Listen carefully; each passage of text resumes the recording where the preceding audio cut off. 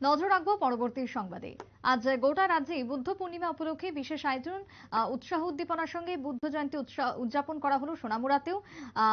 বিশেষ করে সোনামুড়াতে বিশেষ শান্তি, বিশ্ব শান্তি কামনা, বিশেষ পূজা প্রার্থনা এবং পূজার্চনার মধ্য দিয়ে সোনামুড়া মহকুমার ধনপুরের মনোজ্যোতি বৌদ্ধ বিহারে উদযাপিত হয়েছে আজকে বৌদ্ধ পূর্ণিমা।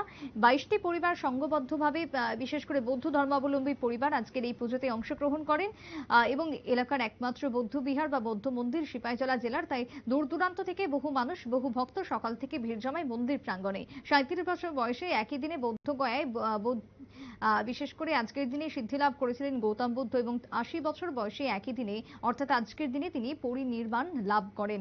আজকের দিন অত্যন্ত তাৎপর্যপূর্ণ, গুরুত্বপূর্ণ বৌদ্ধ ধর্মের মানুষের কাছে, তাই বিশেষ প্রার্থনার মধ্য দিয়ে আজকের দিনটি পালন করা হচ্ছে সর্বত্রই। সোনামুড়া থেকে কি বক্তব্য উঠে এসেছে শুনুন। দিনে সেই মহামানব মহাকারণিক গৌতম বুদ্ধের ত্রিশ্রুতি পরিচালিত অনুষ্ঠান আজকের দিনে, যেটা মূলত বৈশাখ মাসে হয়, কিন্তু এখন তো জ্যৈষ্ঠ মাসে পড়ে গেছে। বৈশাখী পূর্ণিমা এবং বৌদ্ধ পূর্ণিমা হিসেবে সমধিকভাবে পরিচিত। বুদ্ধের জীবনে 3টি ঘটনা, বুদ্ধের জন্মলাভ এবং বোধিবৃক্ষ বোধিদ্রুম তলে তার বুদ্ধত্ব লাভ এবং আপনার মল্লদের শাল বাগান, যেটা বর্তমানে কুশিনারা হিসেবে পরিচিত, সেখানে তিনি মহাপরিনির্বাণ লাভ করেছেন।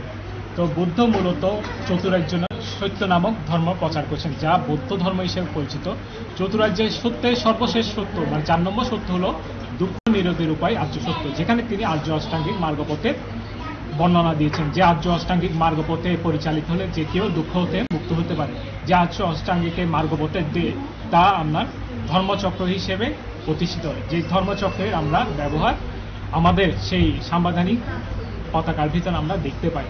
তো বুদ্ধ বলেছেন, একজন মানুষ কর্মের দ্বারাই সর্বদা কি হয়, কর্মের দ্বারাই পরিচিত হয়। সামাজিক মর্যাদা নির্ধারণে বুদ্ধ কখনো জাত পাত ইত্যাদি উনি গুণগান গায়নি।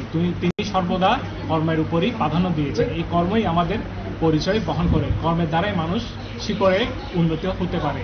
এই কর্মের দ্বারাই মানুষ সুপ্রতিষ্ঠিতভাবে নিজের প্রতিষ্ঠা গ্রহণ করে। এবং আজকের দিনে আমাদের ধনপুর মনোজ্যোতি বৌদ্ধ বিহারে 22টি পরিবার আছে। 22টি পরিবারের সকলেই সমঝোত হয়ে, একত্রিত হয়ে, সম্মিলিতভাবে ঐতিহ্য সহকারে প্রতিবারের ন্যায় প্রতি বছরের নিয়ে এখানে মহা আরম্ভে এখানে এই বৌদ্ধ পূর্ণিমা আয়োজন করতে যাচ্ছে।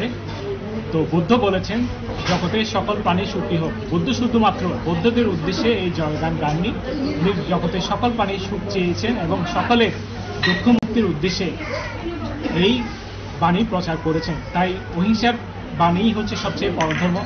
আজকে দেখা যায় আমাদের বিশ্বের ভিতর বিভিন্ন ক্ষেত্রে এই যুদ্ধ বিগ্রহ পরিবেশ আছে। সকলে যদি আমরা সেই আপনারা শুনলেন বৌদ্ধ ধর্মাবলম্বীর বক্তব্য। সোনামুড়াতেও আজকের বৌদ্ধ ধর্মাবলম্বীদের সাধারণ উপস্থিতি, সাধারণদের উৎসাহ লক্ষ্য করা যায় বুদ্ধ পূর্ণিমাকে সামনে রেখে। ছোট্ট একটা বিরতির পর ফিরবো, সঙ্গে থাকুন।